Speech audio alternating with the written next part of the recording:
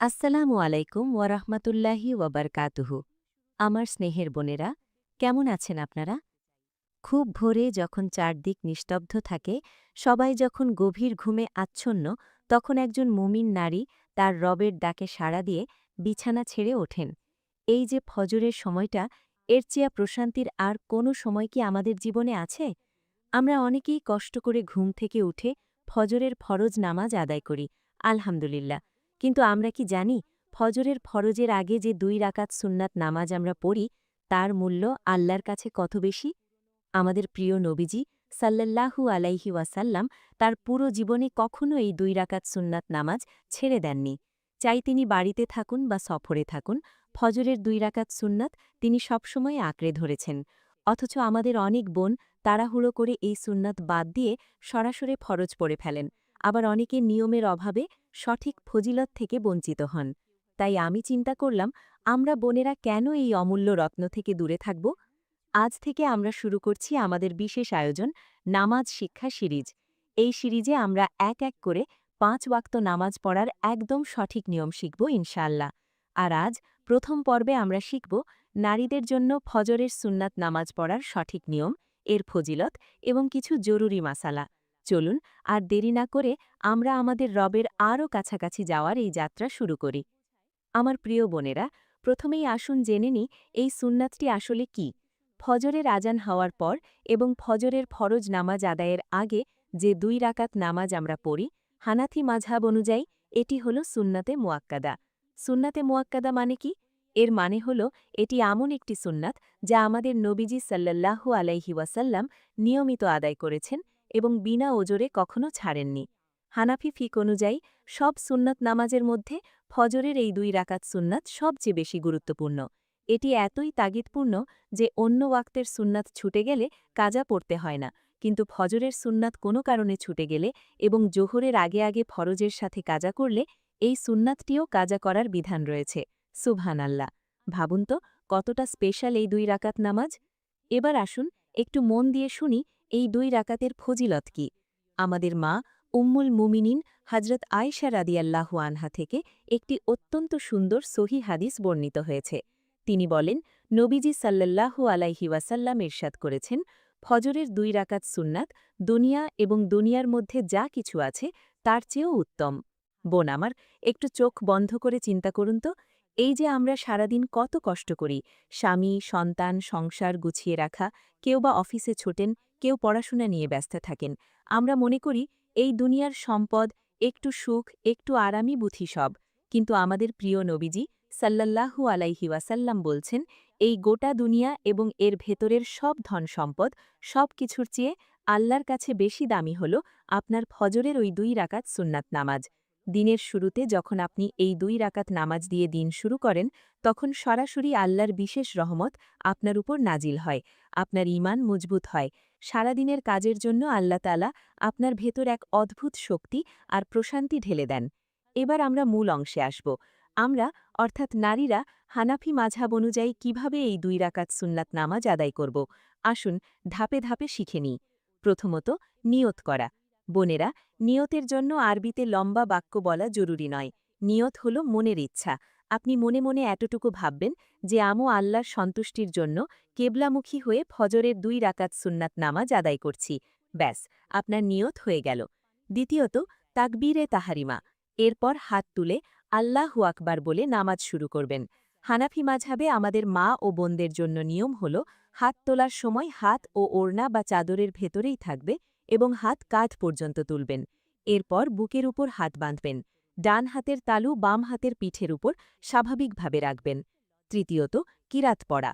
হাত বাঁধার পর সানা পড়বেন, সুবহানাকাল্লাহুম্মা ওয়া বিহামদিকা ইত্যাদি। এরপর আউযুবিল্লাহ ও বিসমিল্লাহ পড়ে সূরা ফাতিহা পড়বেন। সূরা ফাতিহা শেষে চুপি চুপি আমিন বলবেন। এরপর অন্য কোনো সূরা মেলাবেন। ফজরের সুন্নাত নামাজে নবীজি সাধারণত ছোট সূরা পড়তেন। সহি হাদিসে এসেছে, তিনি প্রথম রাকাতে সূরা কাফিরুন এবং দ্বিতীয় রাকাতে সূরা ইখলাস পড়তেন। আপনি চাইলে এই দুটি সূরা পড়তে পারেন, অথবা আপনার মুখস্থ থাকা যে কোনো ছোট সূরা পড়তে পারেন। নামাজে আমাদের আওয়াজ এমন হবে যেন শুধু নিজের কান পর্যন্ত পৌঁছায়। চতুর্থত, রুকু ও সিজদা। কিরাত শেষে আল্লাহু আকবার বলে রুকুতে যাবেন।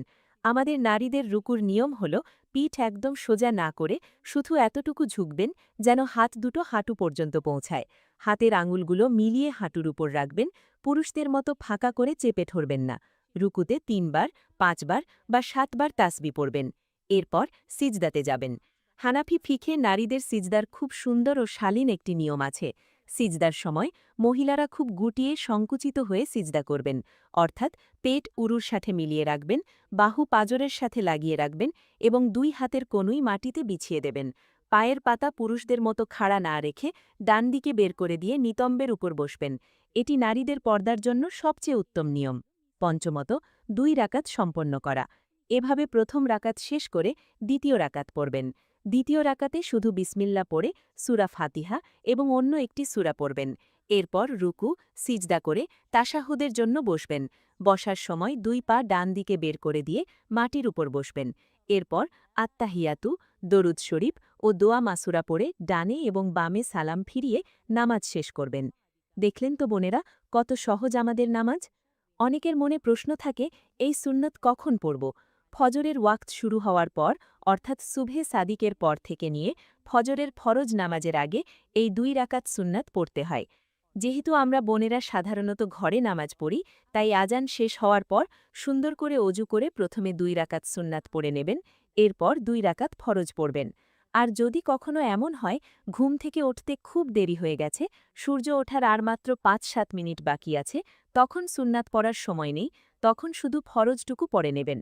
তবে চেষ্টা করবেন কখনোই যেন ফজরের ওয়াক্ত পার না হয়ে যায়। আমার প্রিয় বোনেরা, যে নারী ফজরের এই ২ রাকাত সুন্নাতের যত্ন নেন, তার জীবনে আল্লাহ অদ্ভুত কিছু বরকত দান করেন। সকালে উঠে বাচ্চাদের টিফিন বানানো, সংসারের কাজ বা অফিসের তাড়া, সবকিছুর মাঝে আল্লাহ একটা অদৃশ্য বারাকা বা বরকত দিয়ে দেন। কাজগুলো খুব সহজে হয়ে যায়।